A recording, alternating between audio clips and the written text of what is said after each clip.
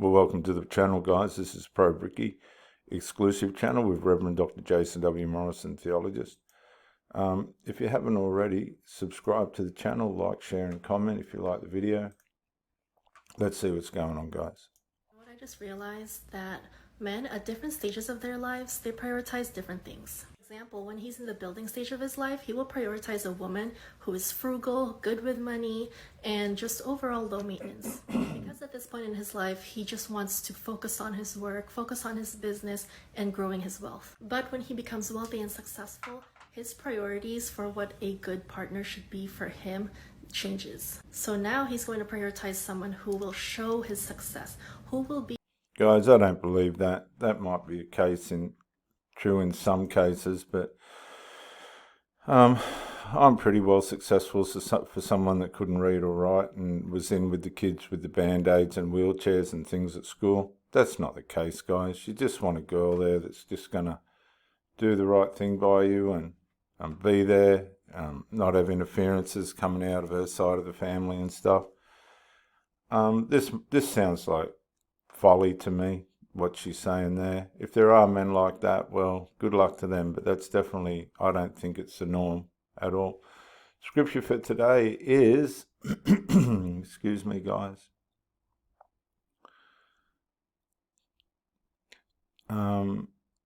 deceit. No, we've done that one. No harm comes to the godly, but the wicked have their fill of trouble. Isn't that true?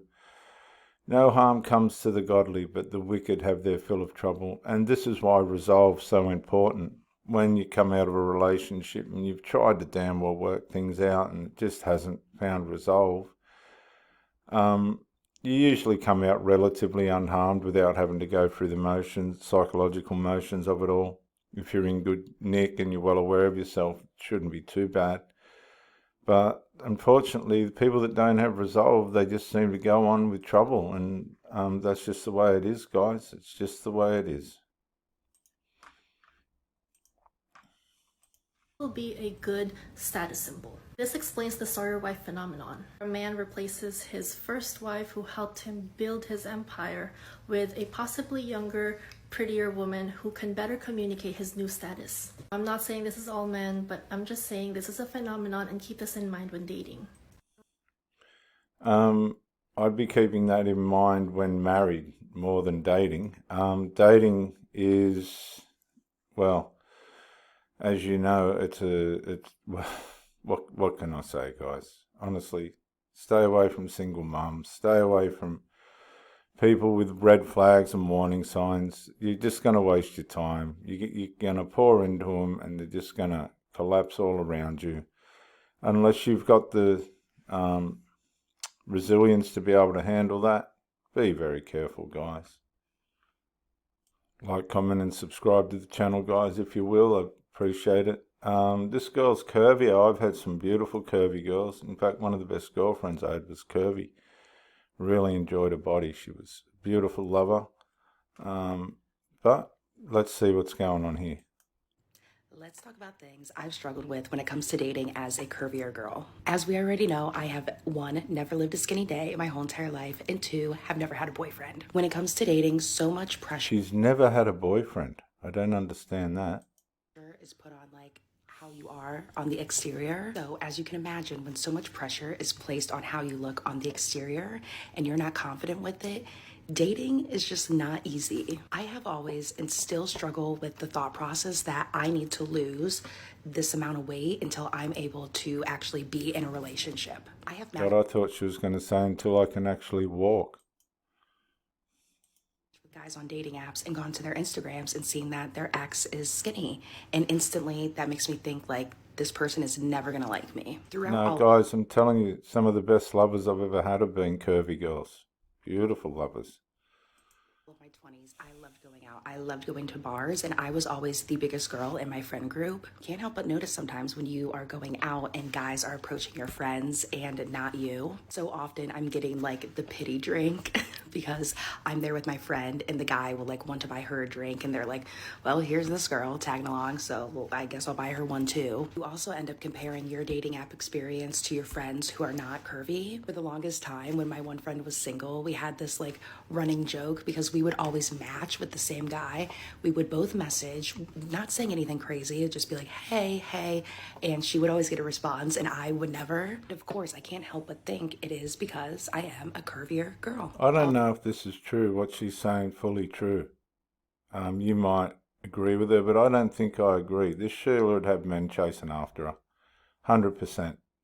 Also, I do share on here a lot of the messages that I get on like Bumble and Hinge, and if you know, you know. When it comes to dating apps, I compare my experience with my friends because when they get on, they get asked on actual dates, whereas I get asked to go to a guy's house. Now, I know dating does suck. No, today, guys couldn't be bothered with dates today.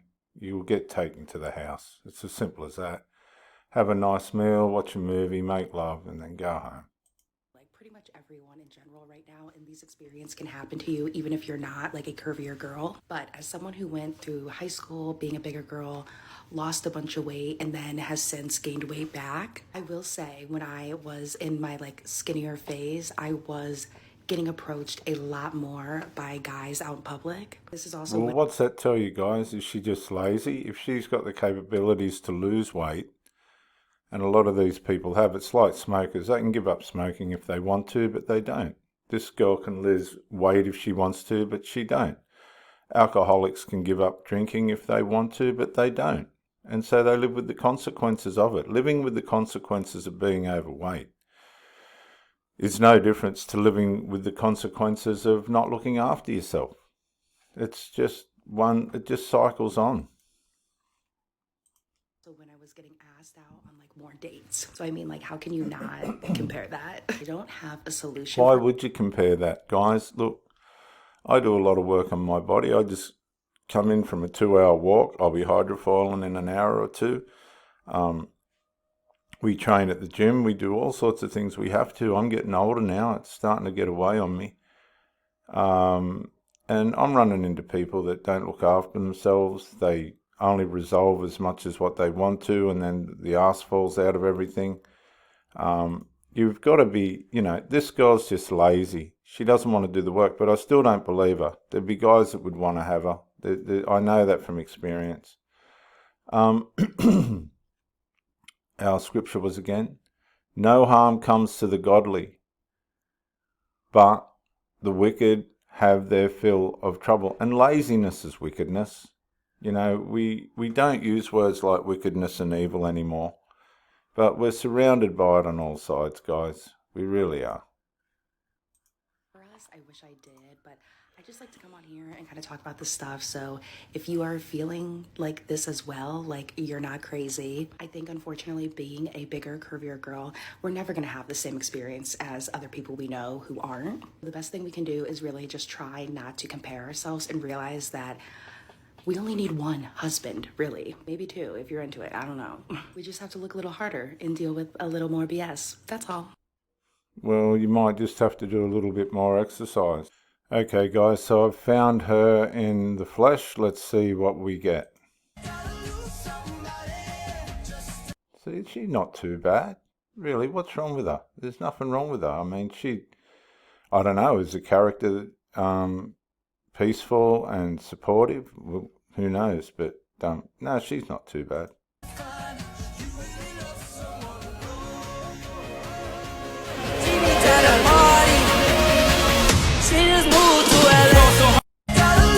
She's being too hard on herself, guys. Subscribe, like, share, and comment on the video.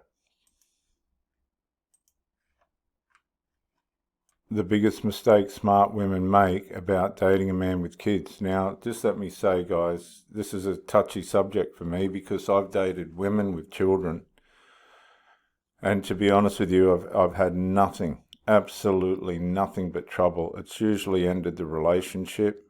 And you'll find a lot of these women are scared of their children. They're maternally blinded by their children. It's quite unattractive, actually, but honestly, my advice really is from experience, stay away from single women. They're just not going to make it. But let's see what she says about men with kids.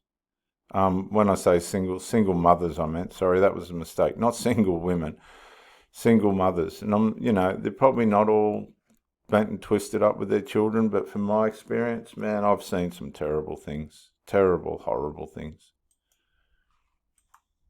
The biggest mistake that smart women make, including myself, about dating a man with kids. Look, here's the deal. For some women, dating a man with kids is a no-go, it's a red flag, and you go the other way. That's fine. But for some women, like I used to be, dating a man with kids is seen as an advantage. Why? Well, the mistake is that you, or rather I, made the assumption that a man with kids is going to be a better partner. So let me say that again. I made the assumption that someone who is a good dad is also going to be a good partner. Here's why. Not true. Not true. Absolutely not true. Being a good partner is a totally different objective in life as to being a parent. And the crossover between these two should not be. There should be boundaries around being a parent and being a partner. Here's why that's wrong and it's a mistake. Because people, men and women, can compartmentalize. A man can be kind, caring, empathic towards his child or to anybody else that he chooses to. And he could also be completely lacking in empathy and not caring and really cold and distant and kind of twisted when it comes to the people that he's dating or anybody else in the world. Very Which true. means that if he's good to his child, it does not mean he's going to be good to you.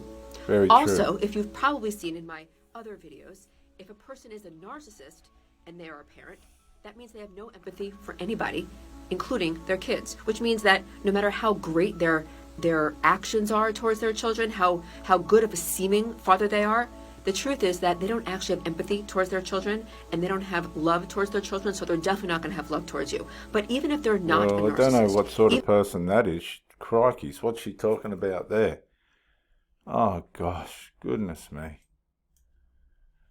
Even if somebody is a good parent, it does not mean that they're going to be a good partner necessarily. Click the link in the bio to find out more. Well, there you go, guys. I'll let you think about that one yourselves. But I know one thing's for sure. Just because a woman is trying to be a good partner doesn't mean her children are going to let her be. I have seen destruction, man. You've got no idea. But anyway, we'll wrap it up there. Like, share, subscribe, comment, and we'll catch you on the next one. This is Reverend Dr. Jason W. Morrison, theologist, New South Wales, Australia. Bye for now.